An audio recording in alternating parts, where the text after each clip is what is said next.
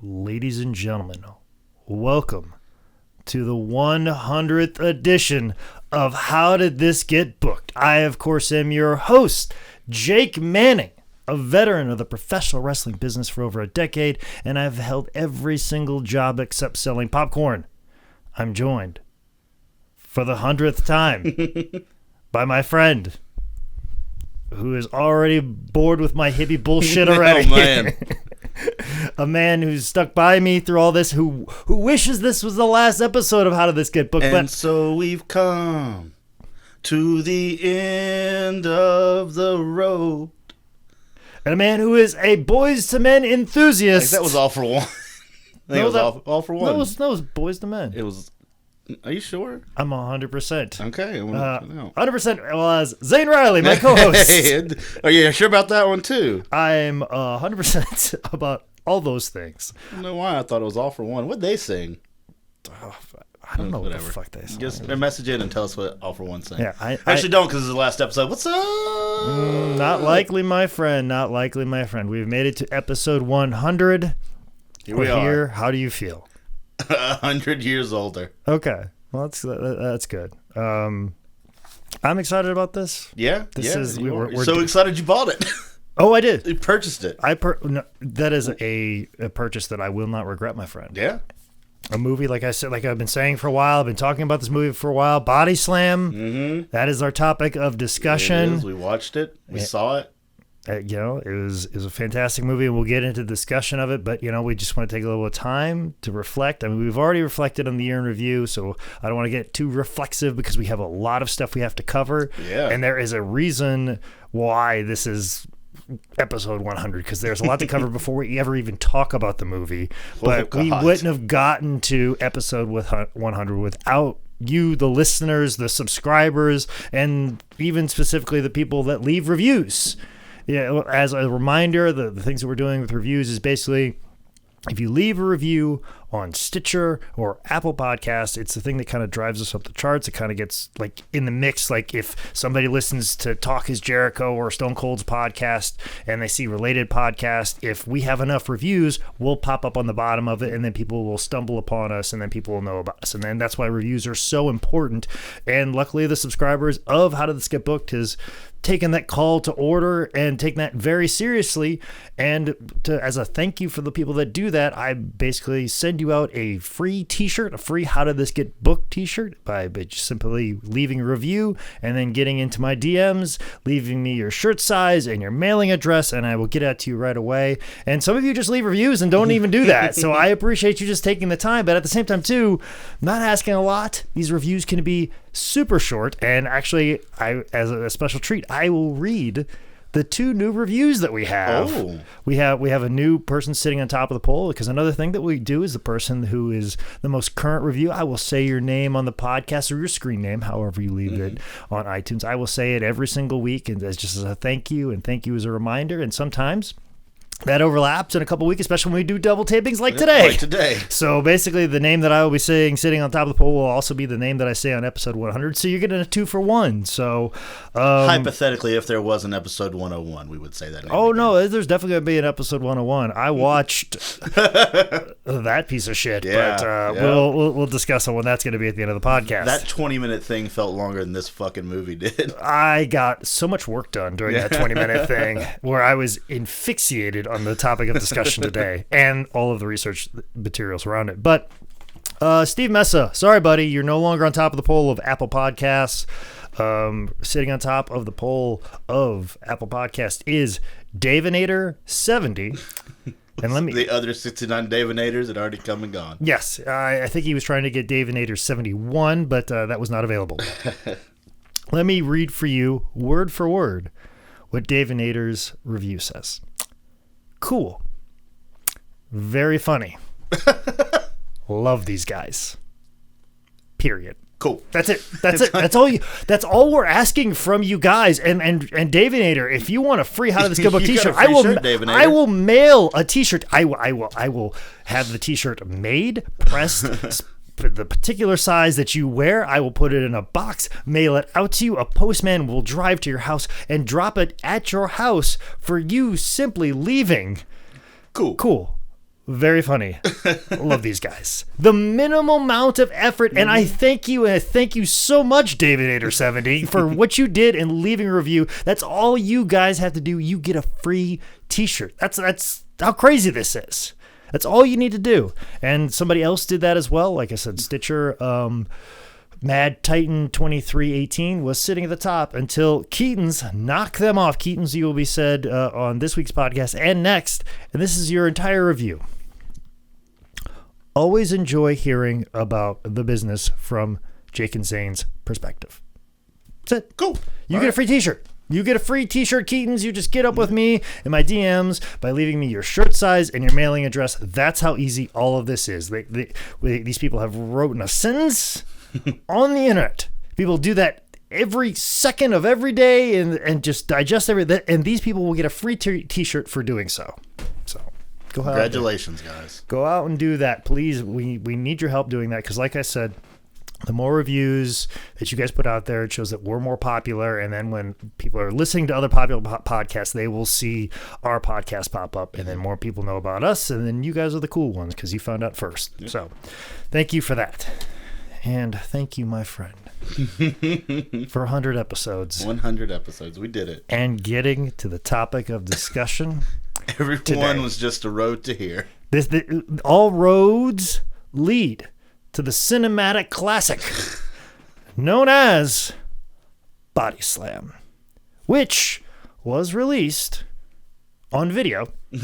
Straight to video. Yeah, no shit. We'll get into that. This is an onion, my friend. We're going to peel off the first layer. We got layers. I got a narrative that I got to get through. I got a diatribe. Anybody draw the shades at home, put on some good candlelight going, get that going. We got an episode of a doozy today. Get someone you love and hold them so closely and see the love that you put into them cycle back around to you. Preferably the color purple. Put that out there. The ultraviolet colors will seem more prevalent to you when we were talking about the movie Body Slam, which was released, like I said, on May 21st, 1987, direct-to-video, which actually was only a few months after WrestleMania 3. So kind of appropriate time for that. But it was actually supposed to come out in 86, the fall of 86. There was a theatrical debut on November 23rd, 1986.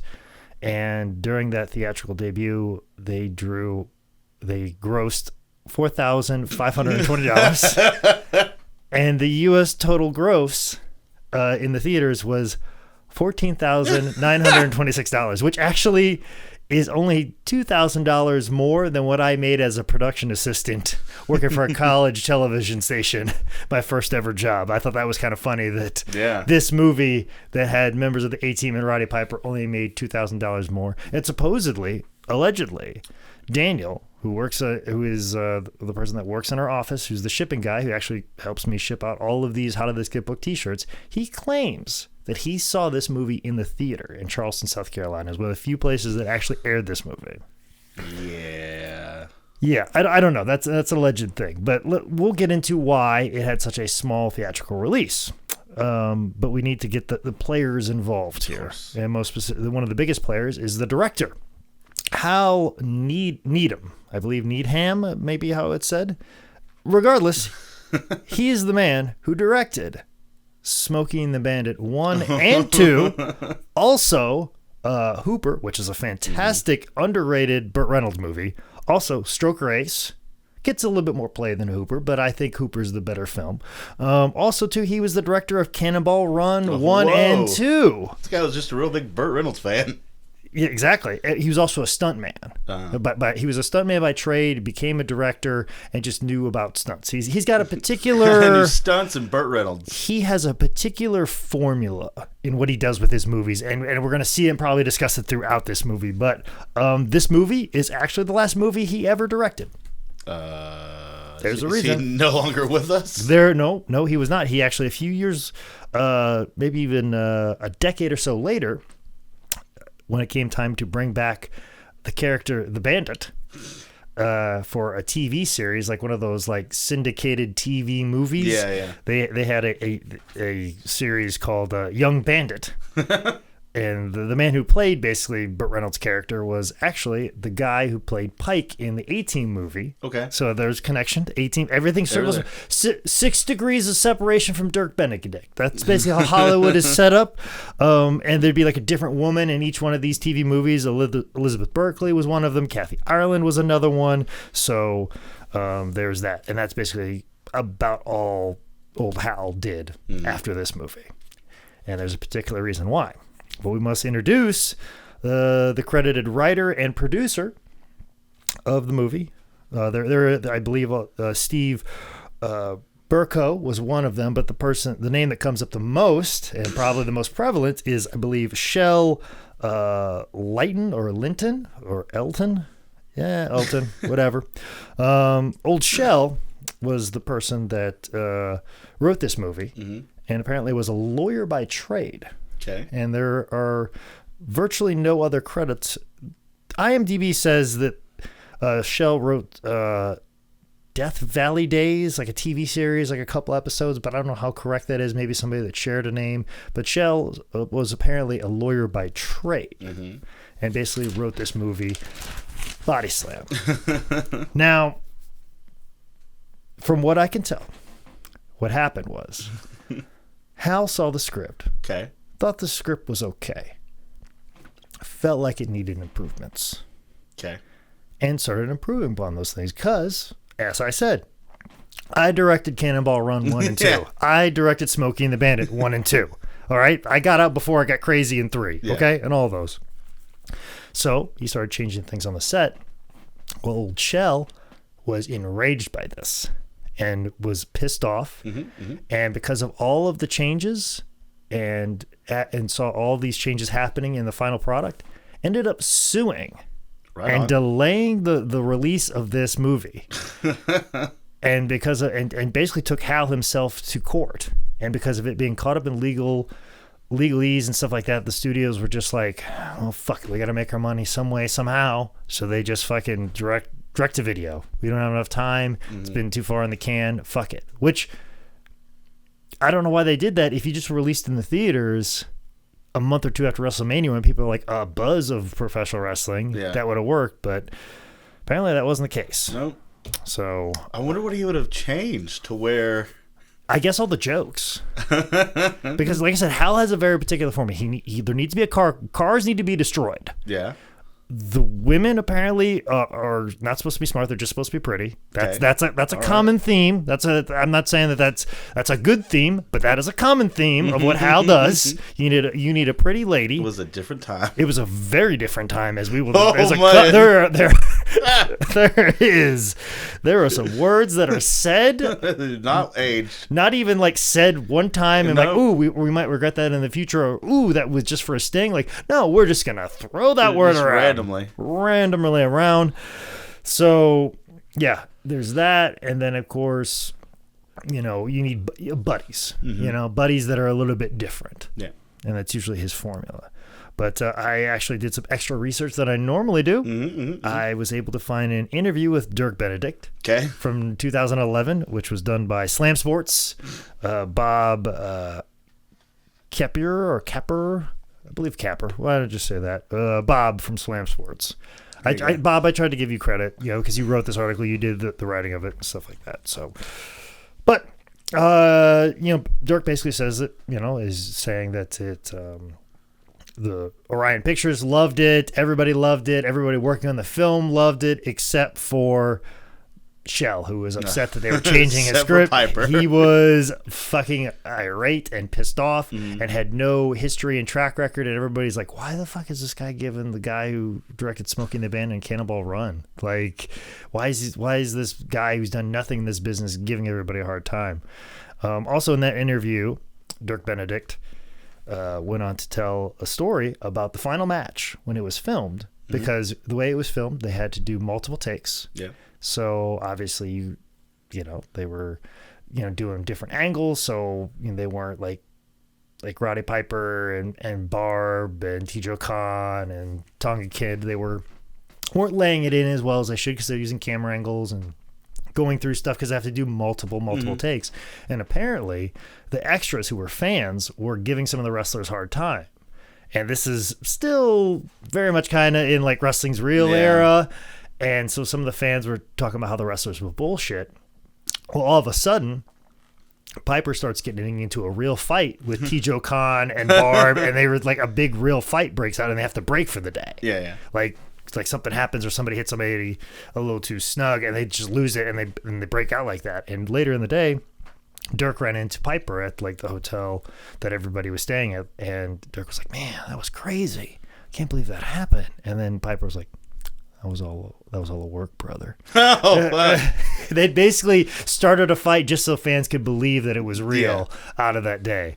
And Piper had enough respect for Benedict to say that and let him in on it. He was one of the few people that let him in that fight wasn't real. And the reason why Piper had respect for him was because Dirk Benedict assaulted a shell on the set, which set off a series of events which led to the lawsuit. Oh, great. Apparently, after weeks and days of this lawyer who just wrote this script was complaining on set and went on and talk about how Hal was ruining his movie, Dirk Benedict said, "Fuck this shit," grabbed the writer by the fucking shirt and pushed him up against the wall and told him to shut the fuck up and let Hal do his job and make his fucking movie fucking incredible. And told him that the writer, the producer of this movie was no longer allowed on set.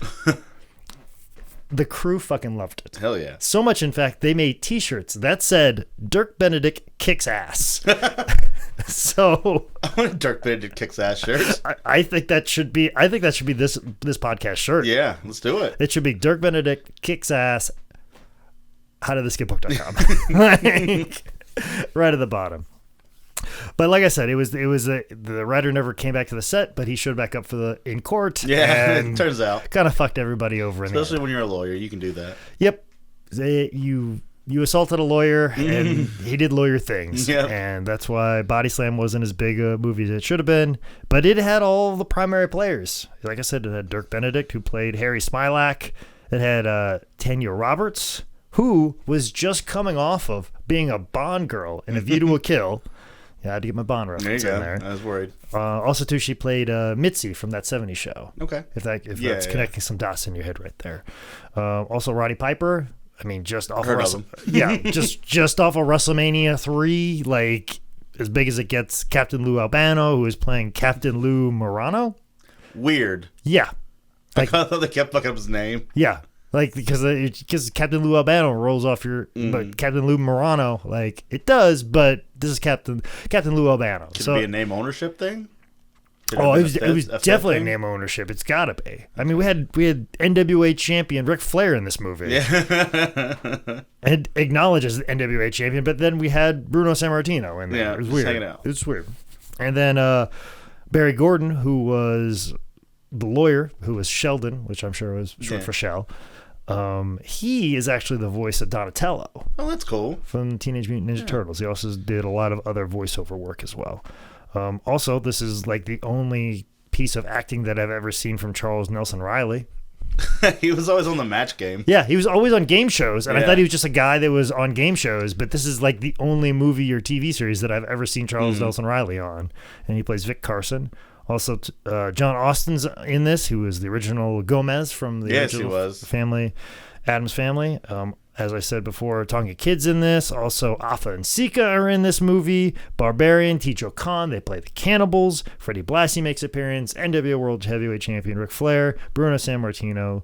And I'm pretty sure Rick is there because he's friends with Piper. And Piper's like, "Hey, I'm filming a movie. Why don't you come out? We'll do a shitload of fucking drugs." Yeah, hell yeah. We got a Bond girl here. So, man, I'm just saying, Rick. Get it in. Yeah, I'm going to give you about 10 minutes. And you work your magic. I'm going to leave you a window and you do what you will. Okay?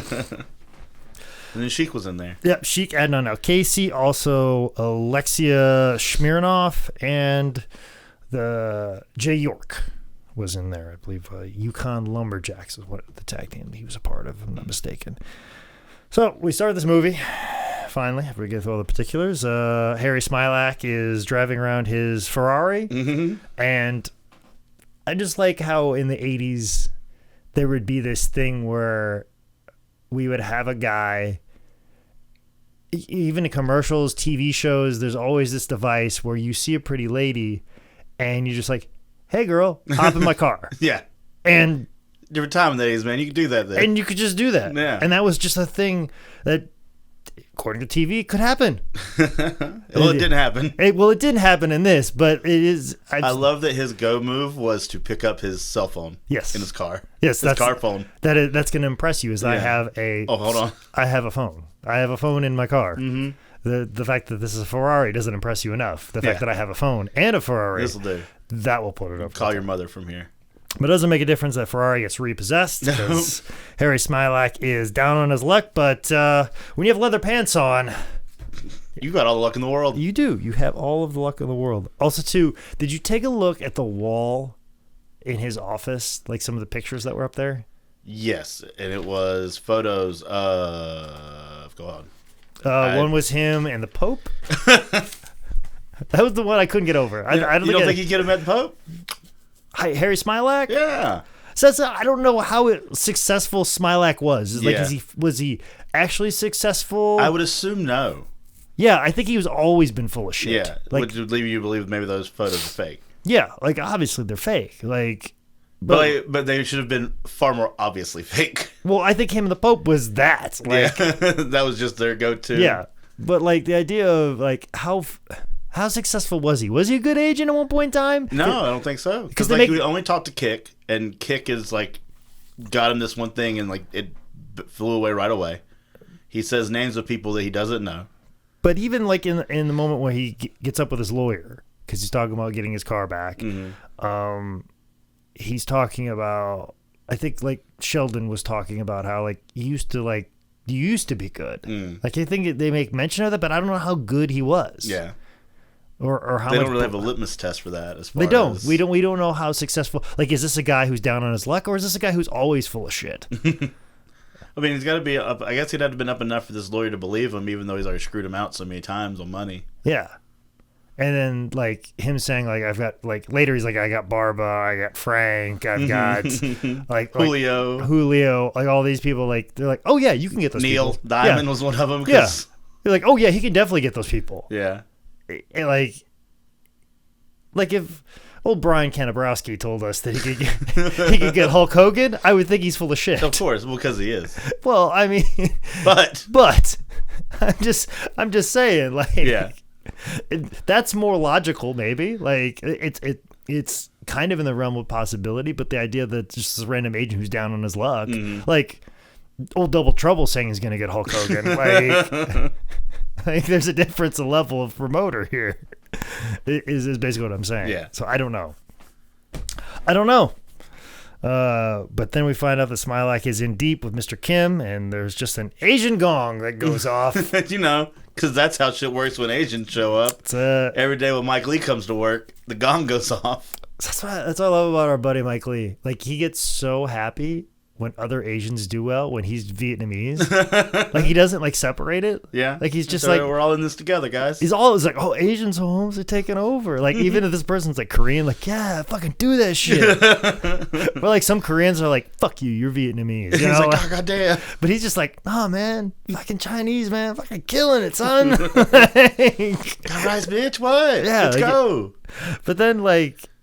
But obviously Mr. Kim is Korean. Yeah. But then we make every... Like he's Japanese, he's Chinese, he's whatever, and then his hitmen are Samoan. Yep. Like, let's all just in really sweet ass suits. Yes, and also too, if you notice, they're wearing those suits later. Yeah, and the scene where they show up later at night with the Jaws of Life. Yes, no, was it? Yeah, it was the Jaws of Life. Was the second one, wasn't it? No, the second one is her car. Yes. But I feel like this scene and the scene with her car was just done at the same time. Same exact time. Because it lit the same, outfits are the same. They're like, we've only got the wild Samoans. We can only afford these cars for a day, guys. We can only afford these cars. We can only afford the wild Samoans for one day. And Mr. Kim is very expensive. Let's just go ahead and knock it out. Yeah. We only got 2 days on them, so we got to get 2 scenes out of this, and then we still got the arena stuff at the Forum and the very end. We gotta go. I did find it funny that Smilac was bribing the Wild Samoans. I'll bribe your kids. I'm like, well, kids are pretty famous now. Yeah, I think they can get all the tickets that you're waving at them. I think concert tickets. Yeah, I'm pretty sure the Wild Samoans kids are going to be doing all right here, Smilac. I mean, you're going to be trying to make them your next Quick Rick Roberts. Was it Roberts? Yes, Rick Roberts. And then what a fucking Tonga Tony or Tonga Tom. Yeah, they change things just a little bit, but they go like very weird on like Roddy Piper's name. Like it's just Rick Roberts, Quick Rick. Quick Rick. Does that rhyme? No, not at all. Not at all. Well, Quick Rick. Yeah, I mean the end part. I mean, I wouldn't say that it rhymed because it's still not the same setup before. Yeah, Quick Rick. I mean at the ends, and then just Roberts. Yeah. Quick Rick. What would you want his last name to be? You got the RR, you got the double R, and then you got Quick Rick. Quick Rick. Crick? Quick Rick Crick? Yeah. Quick Rick. There you go. That's our new shirt. That's a new shirt. Yeah. Quick Rick. Quick Crick. Quick Rick Quick. Or maybe just do Quick Rick Piper. Crick. Rick Piper. Rick Piper. Just change. It's just like you either got to change the first name or the last name. Just a little bit. Tonga Tom, Tonga Kid. Yeah, okay. You know what I'm saying? Barbarian, Cannibal, lateral move there. So like maybe it's Quick Rick Piper. Quick Rick Piper. Mm-hmm. Or Flutist. Yes, Flutist. Please. Flutist. So then he goes down to the convention center because he's been tasked now to do a fundraiser for, I assume, the most conservative of all right-wing Republican. And so no artists, but they really don't delve into that too much. No. Yeah. They kind of. He's almost an afterthought to the entire situation. Like they just introduced him to set his shit on fire. Yeah, pretty much. But he's got to go. But Smiley's got to go down to the convention center, and there is a dispute with the building. I guess. Yeah. That's who Roddy Piper is arguing with. I guess because so he's there for that, but then they make it sound like this guy's negotiating his contract, but then Captain Lou holds that contract. Yeah. But why would someone at the convention center have an office in which that business takes part there? Mm-hmm. Why does that guy work there? I mean, I guess maybe he's the promoter of the wrestling shows, but he's also the promoter of all the other shows. Maybe. Just promoter in general. But then why would it be such an issue about Captain Lou? If that guy's actually the one that pays him and takes care of everything. Well, maybe because he's arguing because Captain Lou won't argue because Lou's already got his money. He's already got his cut. I guess Lou's just a manager. He's not. Yeah. Okay, never mind. He's not a promoter. So that guy is the promoter. Lou's just a manager. Yeah, Lou's just a manager.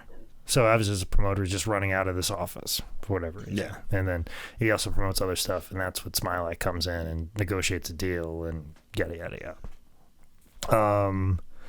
I did like when Harry is being nice to Piper's niece in the waiting room. She pervs him out. She's like, she goes, my uncle says old men who talk to kids are perverts. Well, it still kind of holds true. You know what? That's some solid goddamn advice. That part of the movie. Yeah, you don't aged. Yeah, you don't anybody that gets excited about talking to kids. Yeah, aged well there. Mm-hmm. Now, not so much some things here in a minute, but right now we're aging. Yeah, exactly. This stands the test of time. Yeah, this is some forward thinking. It's a good at least good rule of thumb. Yeah, I mean, I know we're always long of the days that kids can just go out until the street lights come on, but maybe instilling a little bit of fear in some children might be a good idea. Street lights don't work in my neighborhood, buddy. Yeah, your part of town, they do not work. Nope. So then finally, Smiley gets hired by Quick Rick Piper, and all of a sudden, Captain Lou shows up for a meeting, and Captain Lou shows up somewhat of a scuffle, an argument outside of the building. Outside, and basically he's hired for like $500 a week, and Harry Smiley is desperate. And 10%. And 10%. But 500 and Piper just breaks that off right away. Yeah, of course. Now they're there. Now they're together. And then we get to more discussion of the fundraiser. This is where he starts lying. Which, if you can just break off $500 without even asking for the guy's resume or anything, was your deal in the first place that bad? Well, I mean, he just got him all this money from the promoter. Yeah. So obviously he's good. Well, no, we don't know that he got that much money from the promoter. He just does. Because he was like, that was a nice thing that you did, mister. That's more than I've ever gotten before. And that's when he was trying to sell Tong and Tom. Like, yeah, he gets this. He got this for me. He strong armed this promoter. So he actually did his job. Because then he never goes back to work there until the end of the movie. Mm-hmm. Like, see, my biggest question of this entire thing is, how do these shows miraculously happen? There's never anything about a ring crew. There's no. Oh yeah, there's that's no a note. setup or anything. They go on the road, and there's just rings fucking everywhere. There's just rings there. Like, who fucking set up that ring? Like, that armory had a ring already there. I don't. Yeah, is it like the Spartan Memorial Auditorium where they just have a ring there and they wheel that out? That is a fucking. As someone who loses sleep over how we're going to get this ring in a building and set it up and set up the show, like, I think it's irresponsible for Hollywood to just think rings just fucking appear when you book a wrestling show. But then that would also mean that promoter is just paying Rick to just be a wrestler that he doesn't get anything back from. Because if he only books shows at that Coliseum or whatever, how does Rick being on the road still get paid by his contract? It's just everywhere. Like, everywhere he goes, I get 10% of that. Okay. I negotiate this deal for you here and there. They play very fast and loose. Yeah. I'm still stuck on the fact that they would go to like San Bernardino and like, yeah, we got a wrestling ring here. Sure, cool. Yeah, all right, good. Like, we're gonna go to all these fucking towns. There's only one match ever. Yeah, that's fucking like you're booking just one match. Like, do you not know how like where's your undercard? Yeah. Like, I'm booking a show right now and I'm booking a show in Indiana. In a few more weeks, I have a show in Connecticut, and then I will probably I might have one in Florida. I might have to negotiate with too. And you running Mania weekend now, kid? If things go sideways on something, okay, there may be a need for me to put that promoter hat on. Okay, so that'd be 3 different states, and worrying about negotiating a ring and getting talent to where they need to be. I'm going to be losing a lot of sleep over that. Like the Connecticut stuff, I've already had 2 conference calls in the past 2 weeks. Yeah, and then and then the ring that we had fell through, and then get through everybody there, and now the guy that's putting together is like, hey, I want to get this, and he wants to spend all this money now when I had a budget, and now like he's like, yeah, sure, I don't mind that we spend this, and basically it's like, well, that doubles your budget, so all right, cool, yeah, give me rock and roll. Pretty much, yeah. Like that's the level where we're at right now. Ugh. I was just trying to book a nice little show that was nice and easy, and now we're talking about pyro. Yeah, pretty much. Jesus. So yeah, just and that's just one show, and Smilak's booking.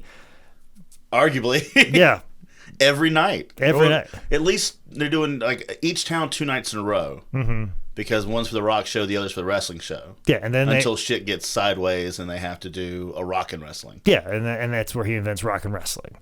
Even though they did that 3 years prior at WrestleMania. Mm-hmm. Okay. Well, that's what this is about. This is, like it's back when they used to do TV movies in the 90s. Remember when like shit would be happening like with like Nancy Kerrigan and Tonya Harding, and then they would have the TV movie before the trial ever happened or before the Olympics would ever happen. We just got to throw this together. We got to make a movie. Hurry up, get something out there. We got to get something out there. Get a presence out there. Like anytime any type of tragedy would happen, they'd be like, "Oh, we've got to make a TV movie about this right away." Like, I'm surprised there isn't like talk of a Kobe. I mean, come on. Listen, it probably is. We're just not on we're doing this and not on the internet right now. Yeah, if there's gonna be a fucking Kobe Bryant movie in the next fucking months or whatever, go fuck yourself. Yeah. All right, go fuck yourself. Also, too, I find it's interesting if something is happening online, is comedians policing other comedians about making Kobe jokes. Yeah, that's like a thing right now. Yeah, I think it's good. I don't think we should be joking about this. Yeah. But you can't stop other people from doing it. Freedom of speech you got to protect with speech you don't fucking like. Yeah. So, I mean, I understand I wouldn't be making Kobe jokes, but I've seen that people are, and I'm just like, oh, that's distasteful. I'm going to go on about my life because I don't give a shit. Yeah, like Ari Shaffir, like, ooh, probably shouldn't have said that one. But you did. I don't... Whatever. Okay. Okay. I liked all your other stuff, man. I mean, that kind of not the best, but I mean, whatever. Yeah. Okay. Gotta do what you gotta do. I mean, if you felt like you needed to do that, go ahead and do that. That's your pulpit. If that's what you want, by all means. Yeah. So Not my cup of tea, but yeah. I don't even know how we got on this. No, TV movies. Nancy TV Kerrigan. movie. There we go. Thank you for bringing me back. Yep. But you know Welcome to who, Nancy Kerrigan podcast. but you know who probably was on TV movies? Tanya Roberts. Yeah, Probably. there we go. Why Probably. not? Yeah. She was in Playboy at one point in time. So Right on. probably in a TV movie, and they probably billed her as such from James Bond, something like that. Playboy, Playmate. That's basically how she was introduced, because they were discussing A Night with Norton, and I did like that the lady who's organizing the fundraiser basically said that she would sleep a lot better with Norton servicing me Yep. as governor.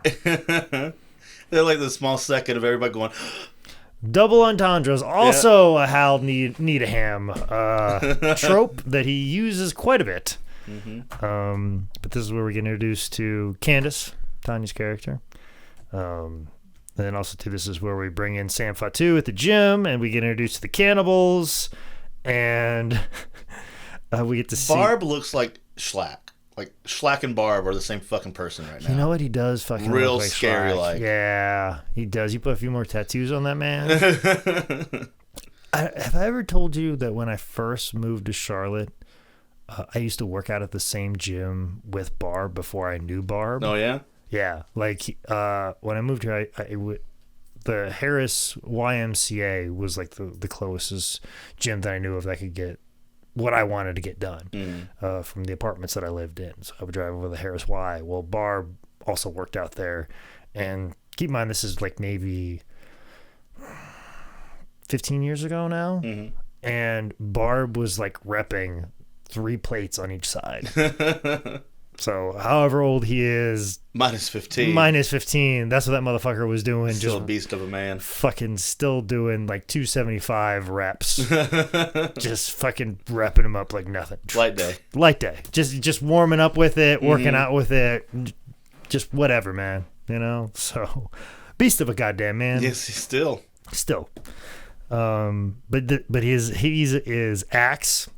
That's Hammer. And Tijo Khan is Hammer. Mm-hmm. Which Barb used to tell me stories about how he used to terrorize Tijo Khan. Yeah? Used to fucking terrorize him. Like, made his life miserable at every fucking turn. Like, would just be shitty to him in the hotel room, be shitty to him in the car ride. If they were at a bar and he was talking to a girl, Barb would come in and, like, basically, I don't want to be with him. He's married. You want to be with me? Or, like, fuck him over. And then basically bring the girl back to the room and be like, no, TJ, you got to sleep out in the hall. Yeah. Basically take this girl from him and just, like... And his bed. Yeah, just try... And basically, like... Barb said he basically made him quit the business because he just terrorized him. And Barb like would laugh about that shit. Oh, we used to make fun of him so bad. Oh, like just terrorized Tijo Khan. Yeah, like. Oh, boring. There's also, I even heard a story about Barb on the set of this movie. It was like after like a long day shooting, and like I said, they'd be at a hotel, like the crew or cast hotel.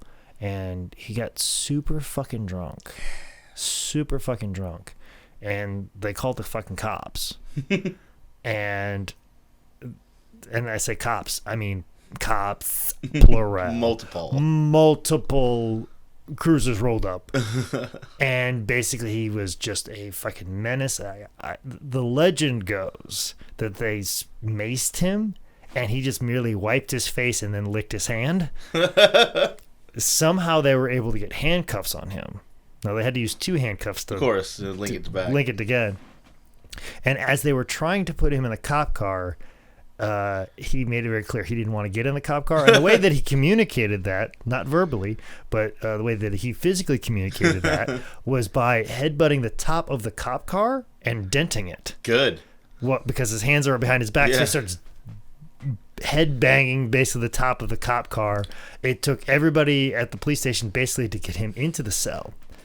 And I guess he had his wife in town visiting him, and she was contacted. And after he'd basically terrorized, pretty much assaulted officers, resisted arrest. She walked in to the cell, grabbed him by the fucking ear, and then made him apologize to everybody that he was rude to. I'm sorry. Mama say I need to apologize. Say I need to apologize. I'm very, very sorry, very sorry, very sorry. Like, as the legend goes. Yes. And it's from from this tale movie. of the grabbing him by the ear. Mm-hmm. This would be that situation. So, Smilac becomes the manager of... The two of them. Do they have a tag team name? I don't know if they have a tag team name. They have sweet fucking capes in the end, though. Yeah, they did. They have fucking capes from which I'm sure Roddy Piper may have used an F word. This time. We're getting there. We're getting there. They're wrestling at the LA Sports Arena against mass jobbers, and there's all this potential. And then they said you got to go on the Vic Carson show, and this is where we're at. Oh, buddy. Where we have Captain Lou, Tim McCluskey, I believe is the giant, wasn't he? No, he had a name because somebody was holding the sign for him in the crowd. Yeah, but it was like thought it was the giant. Well, no, he called him a giant amongst men. Mm-hmm. Giant amongst men. Yeah, but then somebody actually had a sign of him. He's a fucking midget, all right? Like I can say, listen. Shoot midge, guys. It's a fucking midget, all right? And people get, like, if you get weird about me saying the word midget, let me explain something to you. This is why I fucking say midget. Yeah. Because all the midget wrestlers that I know get fucking pissed the fuck off when I don't say midget. When I say little person, they're like, fuck you. I earned the right to be called a midget. Like, it's just like, cool, man. All right, man. Right like, on. And I don't come into interaction with little people in real life. I only run into midgets at midget wrestling shows while I set up the ring for them. Yep. And they demand that I call them midgets. So they're the only midgets I see. So if I call them midgets, yeah. like midgets. So, I mean, I guess in a way you've gotten that street pass. Yeah. Well, I don't want the street pass. I was told explicitly I will get punched in the fucking dick if I don't call them midgets. And I believe that midget. I believe that midget has punched some people in the dick before for not calling them midgets. So, and if you notice, one of the guys in the front row is a midget. Like yes. the crowd is a midget, a bunch of bikers, and a bunch of nuns. Yeah. Let's make this as weird as possible. And in another way we make it as weird as possible, we have a midget say the other F word. Not fuck. No, not fuck. Not fuck. We can say fuck. And like he said it, it's the homosexual slur. Yes.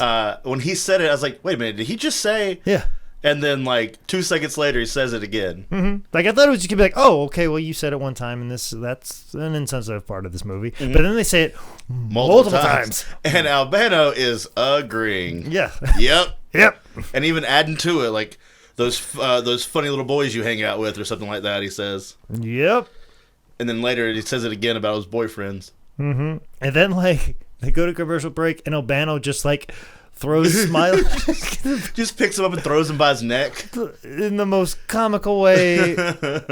Like, and another thing that Hal's movies do. Oh, I'm sorry. Before we get to that part, after he says it a couple of times, they shoot back to the crowd, and the midget in the front row has a sign that says it. It just says it, just big as fuck, all across the poster board. Sorry, go on. No, I was just gonna say the part say, needed to be hit on. I'm glad we're hitting on the F word as much as possible. The other F word. The other F word. The other F word. Let's not put that on a shirt. That's not one of our shirts. No, that's definitely not one of our shirts. That's not our mantle to pick Dirk up. Benedict kicks ass. Yeah. That's gonna be a shirt. That's our shirt. That's for sure. Rowdy Rick Piper. That's it too. Yeah, Quick Rick Piper. Quick Rick Piper. Yeah. One thing about Hal's movies, they always feel like just a series of skits. Mm-hmm. Like this right here, and this is a skit, and this is a skit, and like it just like almost like intermissions between acts. Yeah, like we have a main story, but then we get this weird thing going on right here, and it's a TV show. Yeah, you know, and basically that's kind of what Cannonball Run is, just a series of different stories going on that builds to a bigger thing. That just happens to be cloaked under a race. I don't know if that's a style or that's just laziness. Like I don't. They're both. It was laziness to begin with. Yeah. Then it became his style. Yeah. So it's kind of what he does. Harry has spent some time with Candace again.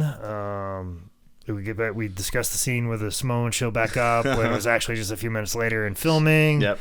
They destroy a Rolls Royce. Just roll it down a hill. Another, Hal trope of his. The trademark is just destroying cars. Nice ones, in fact. Yeah.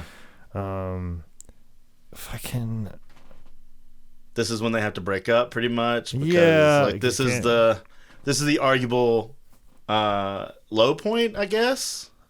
No, we're not yet. Because remember, he's on his beach house and he's like unshaven. I believe that's supposed to be the low point. But I mean, this is the beginning of the low point until just like 5 minutes later, he's right back up on top. The low point in this movie was a slow decline. Yeah, and this is most certainly the beginning of that a little bit. Like we've set up the situation, and like it's a slow tumble downward. Mm-hmm.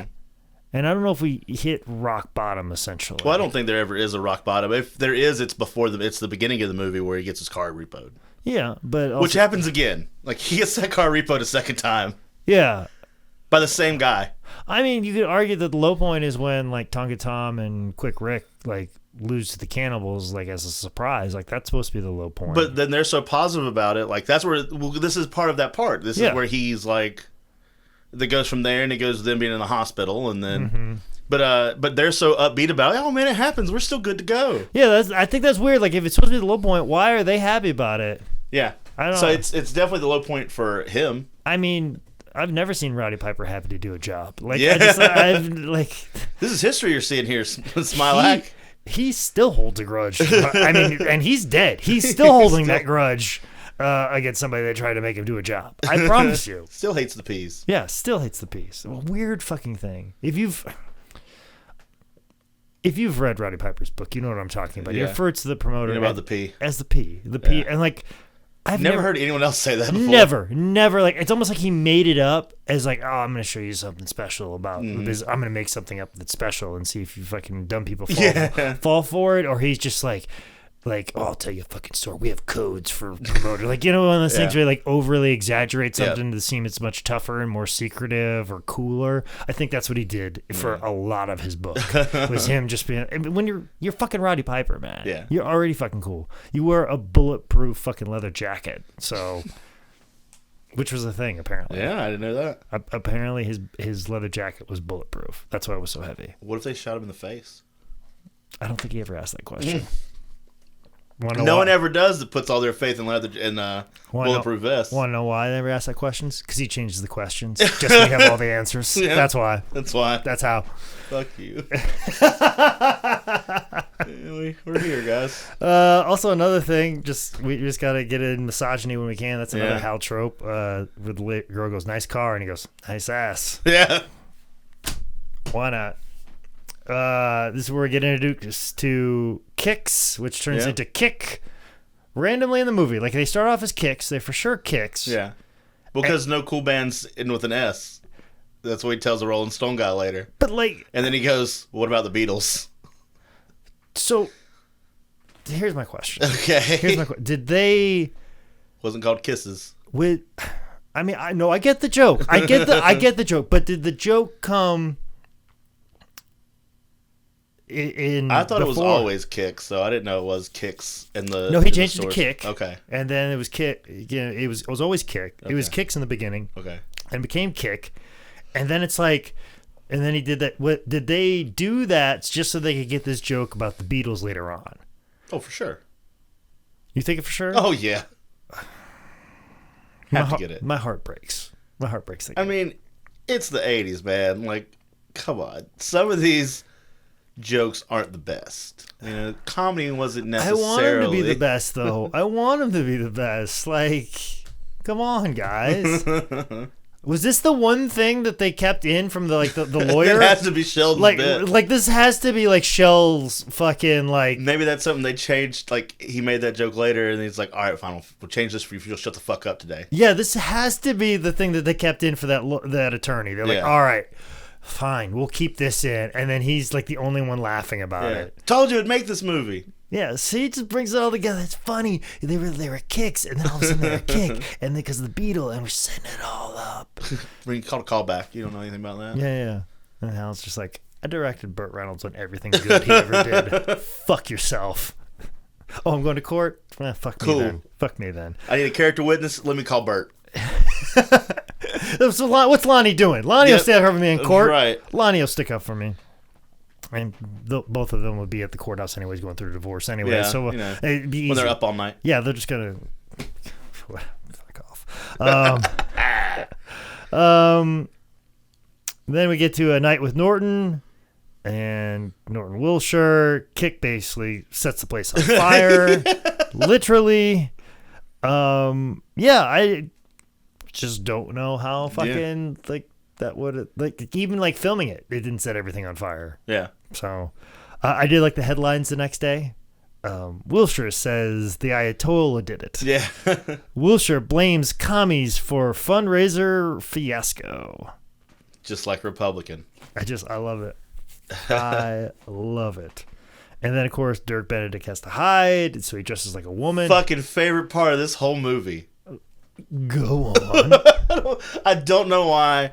I love the use of the fact that he can't be seen, so obviously he has to dress like a woman.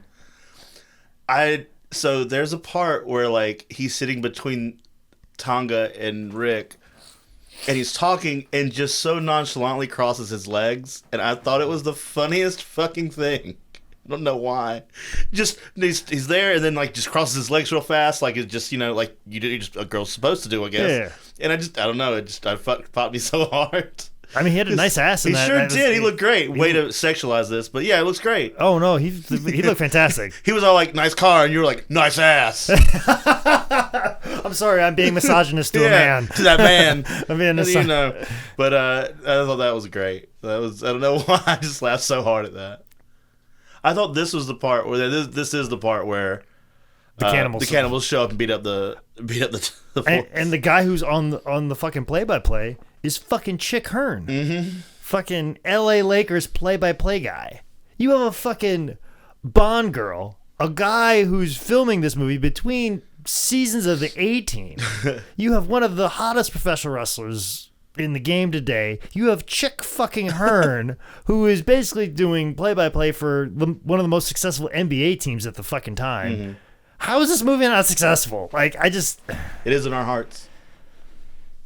It's not in the box office. All the fucking elements are there, Zane Riley, for this to be a part of the lexicon. So are we gonna have to pull an Urban Commando and remake this one too? I mean, somebody's got to fucking do it. And apparently a fucking attorney can come up with this fucking story with no experience. Mm-hmm. How did that fucking happen? You're an attorney. Is he even a wrestling fan? I don't know. I don't know what this person's story is. There's a new episode of How Did This Get Made, where they talk about a movie that's The Room, basically familiar faces or familiar places, something like that. Uh-huh. Where they talk about that guy was a guy that just decided to make a movie out of nowhere, and he was just a realtor, and about how bizarre and insane, how much more over the top it was in The Room. Uh-huh. Maybe this guy was like, "Fuck it, I'm gonna do this. I'm getting into wrestling this way." I mean, also too, you might have had money, because if you have money, you can get stuff done. You can finance it yourself, but man, I don't fucking know. This is weird. There's how many, you can go in any fucking restaurant in LA and somebody has a script in their back pocket right now. Yeah. Anybody working there, they have a script in their fucking bag right now, but this script gets made? Curious. My thing was always I would love to interview Dirk Benedict about this fucking movie. That's already been done, and the interview that I read from Slam Sports covered everything that I would have loved to cover. I want to find this fucking the Sheldon, this fucking shell guy. I want to find this person. And what were you thinking? How did this fucking happen? Yeah. What did you not like about this? What's going on here? Why couldn't you get out of your own fucking way? Why did you write this? Yeah. How did you get this made? How did you get it to the level that you got the director from Smokey and the Bandit and a guy who's on the most successful TV show at the time? Yeah. And then you got one of the most successful wrestlers. And Chick fucking Hearn! We've come back around. Here we are. Chick Hearn is really the piece that... He's the fucking portal. He's the linchpin. He completes the circle, which is something I learned on Sunday. Sometimes there are circles in life. Guys, look, you can't... Sometimes, I'm just telling you to open your mind. I'm just saying that sometimes you think it's a triangle, but really it's a triangle with a circle inside.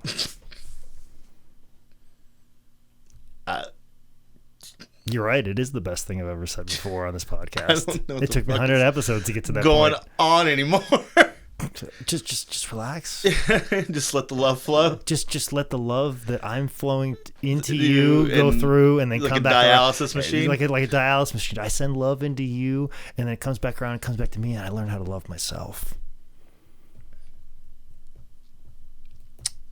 I'm gonna get out of here, man. I'm just gonna go. It's okay. We're just gonna start. We're gonna start opening up our minds, man. Are we? Yeah, we are, because our minds are gonna be blown by Quick Rick and Tonga Tom losing to the cannibals. They didn't expect that shit. Get the shit beat out of them. They got the shit beat out of them to the point that Rick had to be in a hospital bed with his chin held up by some weird sling, head sling. That was definitely that's definitely something that happened. Like Bruno, yeah, when he got like his neck fucked up, they had to put him like that. Yeah, that's an actual thing. Ooh. That was something that was done in medicine. That wasn't just a comical device. That was something that was done as legit medicine and practice in the medical profession. Elevate your head. Yeah, we'll just shove it right here so you don't have to support the weight of your head. Yeah. So, we see Tonga Tom do a dive over the top to the floor. I imagine there was a crash pad there, but I don't know. I hope so. He just jumped right over. Gosh, and Chick Kern on the call makes the line, "This is setting wrestling back years." Well, you never saw Jake Manning wrestle a tent before, Chick, so give it time. We send this right back to the Tomatong area. Yep. Which somebody said made a good point. I don't know who it was on Twitter, and I feel bad that I'm not going to give them the credit they deserve. It might have been Joey Ryan or somebody of that ilk, or somebody, or maybe it was Cabana. Ugh. Or somebody that was talking to Cabana, and they said it. They talk about setting wrestling back. Like, this is going to set wrestling back 20 years. And I'm like, weren't you the same person that said wrestling was awesome 20 years ago? So you're just taking it back to awesome? You're right. Exactly. So, anyways, we're too happy in this loss. We discussed that. And then Harry said, I'm not going to be your manager anymore. And then all of a sudden, of course, he doesn't shave, and that's just clearly a sign that you've given up. Even though that's how I like walking around most of my life. It's just a little bit of stubble, and I've got this full face of beard. I've given up, though. I've given up. That's how you know that you've just given up, or you've aged in some way. You've found enlightenment in some way. As Devin Harris would say, that's how you, in movies, that's how you've seen some shit, is when you grow a beard. That's the only way you know. When you just don't shave for 2 days. Yeah, when you don't shave shit. Rick's like, it's okay. And then Smiley realized we could just play smaller venues and double shot it. And we've gone through that. And we get a cool montage. And then we go to the every 80s movie has to have a fucking montage. We get two of them almost back to back here. And we go to the San Bernardino Arena, which I'm sure they put up a fucking condominium place over top of. It doesn't exist anymore. You couldn't do this movie now. Yeah. Because every fucking small venue has been fucking plowed over for condos. Yeah. That's what the small arena things that you're talking about here, where people perform and art would happen. You'd have pro wrestling and small concerts of people that are just trying to make it, who eventually end up on Rolling Stone. Nope, can't do that anymore because fucking condos exist. So I can't. Gentrification, guys. Gentrification has fucked up Body Slam. So there goes our remake. There goes our fucking remake. Urban fucking Body Slam. Can't fucking do it. Can't make that one. Can't make that one. So this is them booking it on the same night, which is what I thought they were doing to begin with. No, because it was night 1, night 2. I know, but that's what nobody really explained, that we're gonna have 2 separate shows back to back. So on a night where Piper could be working, he's just like, all right, well, we'll just sit around while you guys play. We'll watch Kick play. We'll watch play Kick, or the Kick at this time. They're Kick right now. We're getting ready to have the interview with Rolling Stone. Okay, so they're like, all right, we'll just watch Kick. And then Kick's like, all right, well, I guess we'll watch this one fucking match show. And they're super fucking into it every time they show them, Kick watching wrestling. They never show Piper and Kid watching Kick, but they always show Kick watching Piper and them, and they love it. Yeah, well, I'm sure if you did, it'd be like just one fist pump where you go, yeah. And then they would just recycle that clip over and over again. Much like in the fight and the melee that happens, they're just like, yeah, yeah. That's all you would get from Roddy Piper out of that. But yeah, then the fuck up, they're like, oh, let's put it on one night, which is I thought they were doing to begin with. Yeah. But apparently they weren't. Nope. That was a device. And that's where we get Pee Wee and Little Will and that match, the all-comers match that happens. And apparently, I guess the musical organ... they start having a duel. Somehow that was a thing that was in this movie. Yep, for no reason. No reason. Didn't need to exist, but it existed. It was part of said story. It wasn't a good one. And then the match happens, and then they're all friends shaking hands afterwards. And I'm pretty sure... And they show up at the big show, too. Yeah, and I'm pretty sure also, too, Rick Roberts, like, put over Little Will and Pee Wee on Twitter the next day. Like, these kids, you know, they're real... The future's looking good. Future's looking good. You should go out and book these guys. Yeah. They're pretty good, you know, after... I mean, they did hug and handshake and raise hands together at the end. That's what I'm saying. Like a couple marks. He'd have to put them over on Twitter after this match. That's how this works. Yeah. So... Then we have to get another montage, the rock and wrestling thing. They buy a new Winnebago. Yeah. But there's still no fucking ring truck? Nope. How the fuck are these rings just appearing in these fucking buildings, Hollywood? And how are they promoting these before they even get to the towns? Because at one of them, it looks like they put up signs that day. Yeah. Like, you can't fucking do that. No.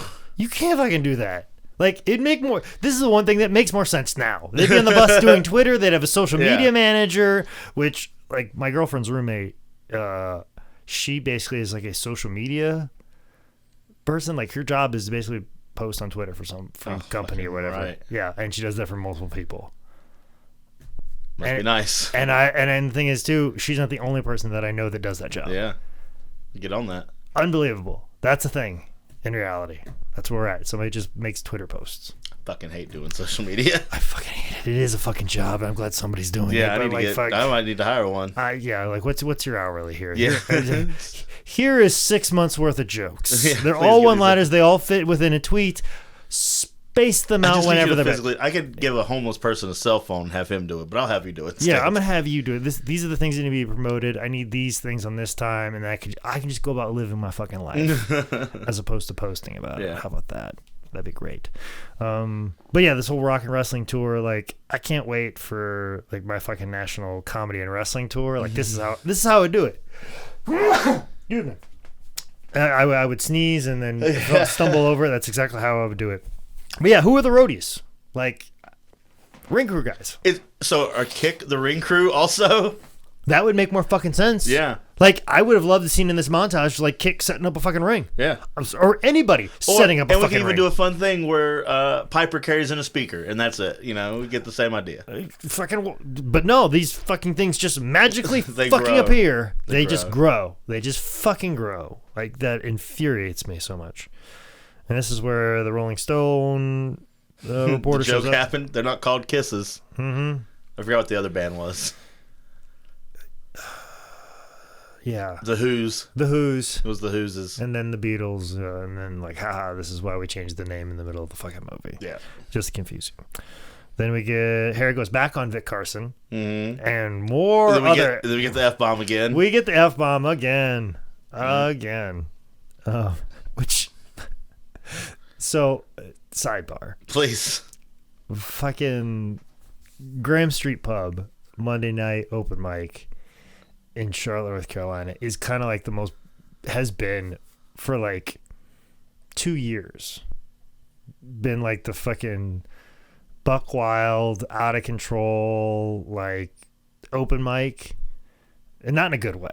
Okay. All right. Open mic and all of... I gotta find out where the place is. All of Charlotte Comedy. It is drudgery. Yeah. And I have hated walking into that place and hated walking out of that place multiple times. And just like, people just say whatever the fuck they fucking want, and it gets fucking very offensive, very fucking raw. And there's like, and then the people in there don't appreciate that there's a fucking comedy show, and they let you know that. And it gets very contentious. I have gotten in a fight with another comic on stage while doing my set. All We've right. had a fucking argument. I've seen other people getting mad at other people there. We once had a guy who was drunk who had Asperger's, and people were giving this guy a fucking hard time, and there's been multiple fights. It's been a bad fucking... Yeah. It's been a black eye, like, as far as everything. And I just walked in yesterday, at the time of the recording of this, and as I was signing up, there was it was a list of rules, and it's been a couple weeks since I've been there. Yeah, and in the list of rules, number 1 was no Kobe jokes. Number 2 was no F-bombs. Wait, what? No D whatever, which I don't know what the D word was. No K word. I'm like, what the fuck is a K word? Yeah. And then does someone not know how to spell cunt? Only original material. And it was like, I was like, so I asked Tim, I go, Tim, what caused these rules? And he's just like, yeah, man, I just got tired of it. I'm like, what? Tim, what's the K word, please? Yeah, what are the D and the K words? Because he had like little stars, as if I was supposed to know that, but I was like, it's one more letter than dick, so I don't know what the fuck that is. It's one more than damn, but I don't know what the D word is. If you guys know what the D word is, I definitely don't know what the K word is, because it's a lot more letters than it should be. And I'm just like, I fucking don't know what these 2 words are. And then I just asked, prompted what caused it, and he was like, man, I just got tired of it. After 2 fucking years of this place being fucking miserable and shitty and me questioning me coming here, after 2 years, you're like, yeah, man, I just want to clean things up. I just want to place it a little bit. So much negativity out here. Yeah, pretty much. I was like, did you fucking like drop acid this weekend or something and come to some sort of realization about your life and that love is more important in this world and creating art? Well, I figured something out about this. What's going on here? Just saying. I mean, I wasn't going to straight out say it, but, everybody Jake did acid this weekend. No, I was asking about Tim. Oh, Tim. Yeah, Tim. No, yeah, not Jake. Jake would never do that. Never. Have some weird hippie revelation. Now he's 10% nicer and fucking God. Mr. Kim shows back up. Yeah. Well, also on the Vic Carson show, he angers Captain Lou into accepting the deal of contracts versus the belts and his Smile Axe retirement and wrestling and everything. Mm-hmm. So we get that. We get the setup, the big show. Yeah. Instead of them playing the small buildings, they're playing a big building. Mr. Kim shows back up. Is it the big building from the beginning of the movie? I think it's the convention center. Okay. So, I think it's where he was supposed to. Did we come full circle back to the? We came full back circle where Piper was arguing about his payoff before. Okay. So. Okay, that's what. Or is the LA Sports Arena? Okay. Either or. So we're back to full circle. Some large building in LA. That's where we're at right now. And so is Mr. Kim. Make a comment about Egg Foo Young and back to being Korean. This is where we get the jaws of life, because I'm questioning why the Samoans, they have torn apart cars. Yeah. With their bare hands. Mm-hmm. And now they're like, we want tools now. Well, see, this part here is my least favorite part of the movie. The end? The very end, yes. Because I feel that that's them saying, we're going to cut this car in half. And they never show it. They never show, after the match, shit goes to credits. There is no, decline in anything. There is no explanation of, what happened afterwards. It just fucking ends. Yeah, it just fucking ends. We don't get that moment where Captain Lou comes out and see his car fucked up. Yeah, that's the payoff of the movie, right? That's the bit. Is that Harry has now found a way to get around all of these obstacles, mm-hmm. all of these things that come back to get him, all these things that inhibit him, making a car payment. Much like most Americans, they don't have enough money for a $1,000 emergency. Harry didn't have enough money mm-hmm. for the $1,000 emergencies that come up in his life. This would be a great time for an ad read if we had. Oh man, it'd be great. Do you guys have emergencies that come up in your life, and sometimes they equal out to $1,000? We could save you money. Yeah, if we only had a bit to work on. If we only had a sponsor, not a bit, my friend, an actual sponsor. That's right. I could save you money. But we don't. We don't own a mortgage company. Or an insurance company. Nope. So is this just an ad read on how we need ad reads? This is how an ad read and an ad read and an ad read. I'm saying we can lean into these ad reads. We can make little spots for them. We can do them. We can slide them in. We can do that. And we're also here at the end where we are questioning why Samoans are using tools. Yes. Yes. Why are they using tools to rip Because they ripped parts of the cars off by their bare hands earlier. Yeah, but they're like... Just that side fender and that hood, just right off. Just right off. But now we're using Jaws of Life. Yeah. So that's which leads me again, they're going to cut it in half. Yeah. Because they cut that pole in half as a show. So they're going to cut this in half, and we're going to see this. We're going to see Captain Lou crying over his fucking car. Which, by the way, so you think Jaws of Life can cut just about anything, right? Yeah. Bullshit. Really? Seen it with my own fucking 2 eyes. What doesn't it cut? Puppies. Sometimes cars. Sometimes cars. Because the fire department in my hometown, it was a volunteer fire department. And one of the things they do is they do an exercise. You know, they want to run through like a car and then cutting it open with a Jaws of Life. They have this tool. They want to make sure it works properly because, you know, in smaller areas like that, you're not going to pull out the Jaws of Life of something. So you need to do exercises to make sure that the equipment is working properly, you know, every couple of months or however long. And you need a junk car. Well, I lived on a farm. My dad had a junk car sitting like out on our field, like just sitting there. And it was cleared enough away that he's like, hey, if you guys want to like test some shit out and make sure everything you can get into somebody's car, by all means. I got this 70s Buick just sitting in a field right now. Crapped out on me a few years ago. Have at it. So they get out the fucking Jaws of Life. And this fucking Buick that has just been sitting out there rotting for a couple of years broke the fucking Jaws of Life. You know what that is? That's good old-fashioned American steel right there. You're fucking right it is. And that's why our sponsor today is U.S. Steel, ladies and gentlemen. Have you guys ever had an issue with how flimsy cars are made today? Well, let me tell you, U.S. Steel is the place to get it. And we can get it to you for a very low price. Some would even say a steal. Well, this is very true. U.S. Steel, it has been the name and the leader in the industry of steel. Don't let China fool you. U.S. Steel, that's right.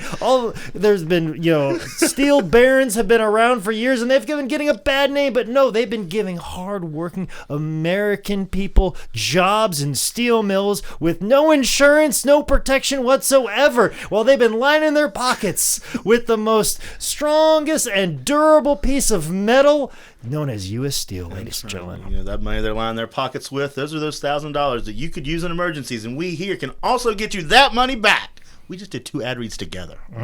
That's exactly right. For those $1,000 emergencies. $1,000 emergencies that arise. Make sure that you're secure with U.S. Steel. So, we did it. We made one in anyway, guys. We made one anyway. Just to show you how little we prepare for things. Don't worry, I'm prepared to pick up the notes that is dropped for the end of the show. Because we are there. We are there at the end of this show. This is where they introduce Bruno, the Sheik, Blassie, Flair. And there's also a dude who looks like a wrestler. I was going to say, who was that blonde dude who looked like Barry Windham? He looked more like Bobby Duncan Jr. Maybe, Bobby Duncan. Maybe Bobby Duncan. Senior or junior. Either way. Either or. I thought he would get acknowledged, but he did not get acknowledged. He was there. I also like how Flair was sitting next to 2 women, of course. Of course he was. And then... and he also didn't seem to give one fuck about being there. No, dear gosh, no. Even when the fight breaks out here in a second, he just kind of gets out of the way and just looks like, all right. Yeah, and just... and the movie just... You're right. The cannibals show up. They fucking wreck the concert. Bruno punches a fan, because we got to get that in. And, there's just random shots of all over the place. And then the match happens. Then Captain Lou gets actually juice in this fight. I didn't notice the juice. I know he goes in there and starts beating up Smilak a bit, but then he starts kicking him in the dick repeatedly. Well, there's a little bit of blood running down his cheek because I guess in the melee, Smilak pulled one of the rubber bands out. Oh, no. Dirk Benedict talked about that. He goes, I guess they filmed it, but I guess the cut of him ripping it out didn't make the movie for whatever reason. And they were offering to be we'll do some prosthetic so we can rip it out so it doesn't have to be your actual skin. And Lou's like, no, just rip it out of my actual skin. And Dirk always, in his interview, that's why he always respected Captain Lou, because he was willing to do anything to make it all work. And he said he was a prince of a man. I was about to say, Captain Lou was super fucking cool. Yeah, that's what Dirk Benedict said. He was super cool. And he goes, no, just rip it out of my skin. And then a little blood trickled down. And he's like, it's good. It's good for the business. Okay. And Dirk's just like, whatever, man. Cool. Cool. Love it. And then the match happens. There's a couple of like interesting things in the match. Tonga Tom goes for like a monkey flips the cannibals off at one point in time. That was pretty inventive. Yeah. And I don't know what is just the visual appeal of the double bulldog. I was going to tell you, the next time we team together, we're doing only fucking Rick and Tonga spots. Oh yeah, for sure. I'm definitely we're definitely gonna do that double gorilla press body slam. Oh yeah. Double bulldog. Yeah. Double bulldog. I dig the fuck out of that. I'll be getting my ass beat in the corner, and then you'll just come up behind and monkey flip both of the opponents off. Yep. Like I do. Like you do. Yeah. Like, look, I mean, you're Tonga Tom. I am. I'm clearly Quick Rick Piper. You are Quick Rick Crick. Quick Rick Crick. And yeah, they just get the belts, freeze frame, fade to black. Fucking done. Credits. Nothing else. Nothing like, I mean, you get to see Harry and Candace like, oh, I like you now. I can be with you now. Well, like, and then she's like super emotional and like crying that he's getting beat up and the mom's holding her back. Like, there could have been that moment. Captain Lou looking at his car. Fucking Piper celebrating with his fucking kid. That's such a big deal up until the last part of this movie. Yeah. Like, none of that. No, we just go right to it. Like, guys, we're at an hour and a half. We got to fucking go. Nobody's going to see this movie because this is going to be litigation. So let's just... The end. Just credits. Finn. Do you think maybe that they did film an ending and they're just like, well, it's direct to video? Yeah, I mean, there has to be more. There has to be more. You'd think. Yeah. Unless it costs too much to cut a car in half. Yeah, it might. I don't know. Like, maybe. But they did the litigation like afterwards. Yeah. So...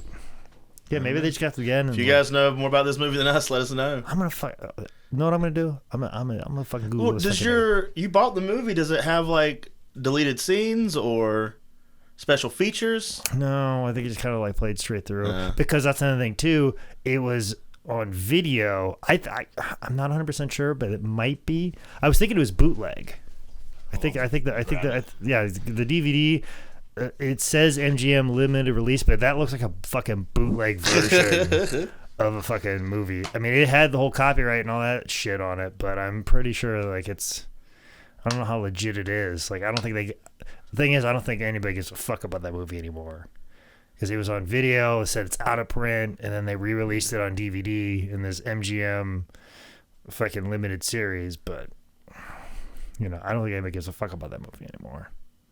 It's a shame. It's a fucking good movie. I've seen it on fucking late night TV. I used to watch it as a kid on come on HBO. Yeah. A lot. It says this disc is expected to play back in DVD video play only devices, meaning you can't flip for shit. Yeah. So there are no other menus. Well, actually, no. I know for sure. Actually, now that I think about it, I know for sure that it's just the movie and the trailer. Okay. Because I obviously sent you a copy and I had to like take what was on the disc. And the picture on the back is him doing the monkey flip from behind. Yeah. So that's fucking weird. Body Slam, a rock and roll wrestling comedy with an unscrupulous music promoter latching onto wrestling as his meal ticket. So normal. Yeah, it's just regular wrestling. That's just regular fucking wrestling. And then the front of the case is Smilac and then Tanya Roberts and then Mr. Kim on the side, and it just says Smilac owes me $150,000, which was not the amount that he said. No, it's $15,000. Yeah, it was like down to the cent. And this car isn't the car they fucked up in the movie. No. Huh. Yeah. This is great. Mm-hmm. Guys, buy it just for the DVD art. Yeah, it's available on Amazon on DVD. It's not going to be anywhere streaming. See, it's one of those things that people like think everything's on streaming. Well, because of a lot of copyright issues and release stuff and litigation, not everything is on streaming. So support local places like Vizart Video that's got original thing, because I'm going to donate that to Vizart Video so everybody can live. Everybody can enjoy Body Slam. I'll just send whoever wants that Vimeo link if you message me. Yeah, exactly. If you've you can't live in Charlotte, you have to go to Vizart to get it if you live in Charlotte and surrounding areas. Yeah, but I'm gonna donate that to Vizart Video so that way more people can see the movie Body Slam, because I enjoyed the fuck out of it. Yeah. It was a nice little. It was good. It's very good. It's very quick feeling. Well, and some of it's very insensitive. Oh yeah, it's misogynistic. There's some things that are insensitive. But as I was explaining to my girlfriend about my father.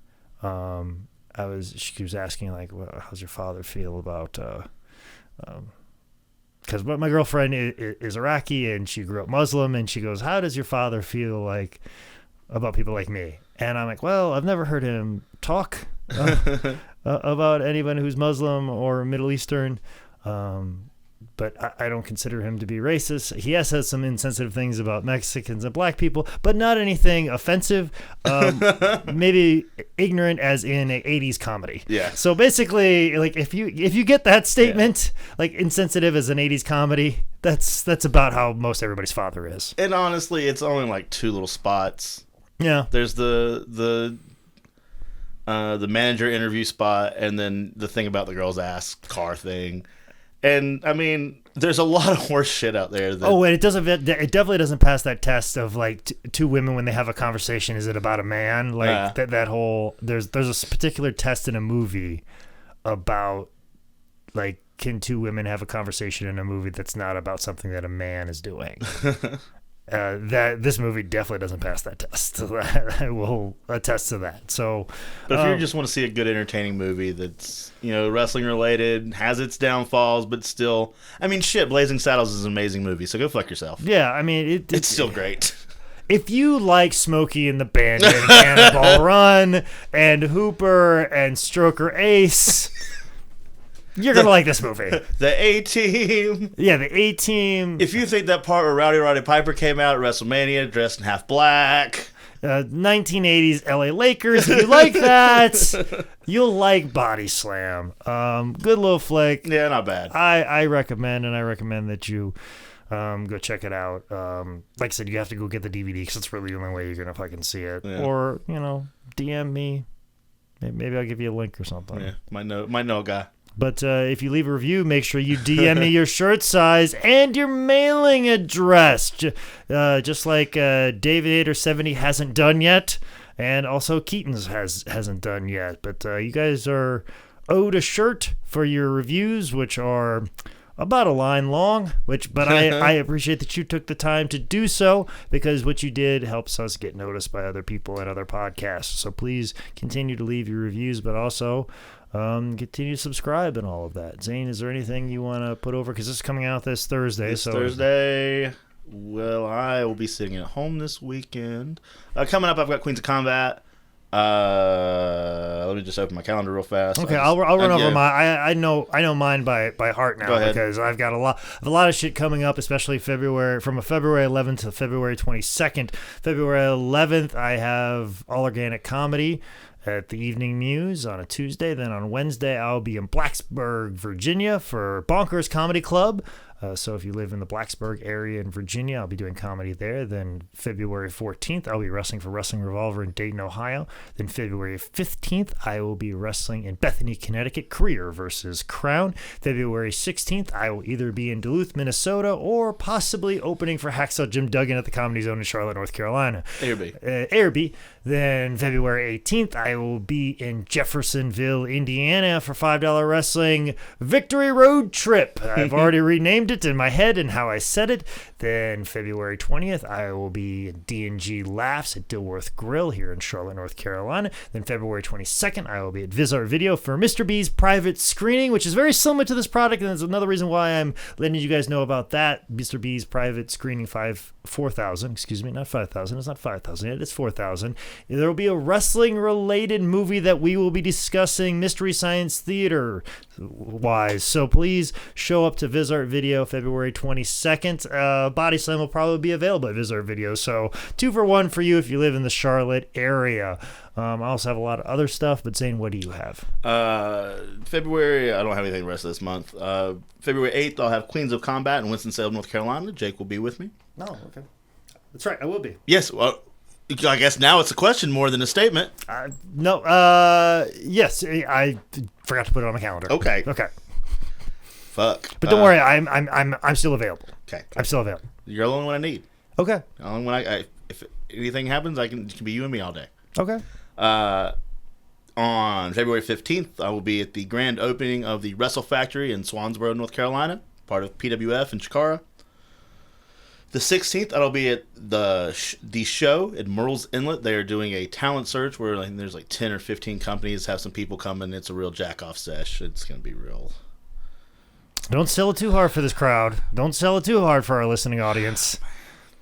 Why did you even say it? You could just you didn't have to say it. Well, I already read it, and then I was right there. I'm like, nah, fuck these guys. I don't have to put them over that much. Okay, all right, cool. Then I'll be February 22nd. I'll be at Tried and True in Oak Grove, Kentucky. Okay. February 23rd, I will be at OSCW in Hanahan, South Carolina. And then end out the month, Richmond, GalaxyCon. Yes, I'm glad you got that in there. That was one thing I forgot about February. So, yes, so looking forward to GalaxyCon at the end of the month in Richmond, Virginia. But I always look forward to you guys leaving reviews, most specifically David Nader 70 and Keaton's. I appreciate that. But also, guys, make sure you continue to subscribe. Also, too, if you want to talk about Body Slam or you want a private link for Body Slam, you can get up with me on all the social medias at Manscout Manning. Also, too, make sure you get on my YouTube page. I really want to push my YouTube page. I don't think I have as many subscribers as I should. I got a lot of good stuff on there. I basically patrolled the entire internet of stuff that people have posted, like matches. So if you go onto my YouTube page and find a playlist and you want to see wrestling matches of mine, I got tons of them there for free, and I'm probably going to start posting a couple of them over the next couple weeks and some more stuff like that. So make sure you get on my YouTube page, but also to make sure you continue to subscribe, leave reviews on Stitcher, Apple Podcasts, Spotify. We're on Spotify now, SoundCloud, and wherever podcasts are available. Ladies and gentlemen, this has been the 100th edition of How Did This Get Booked? Woo, and so we've come to the end of the road.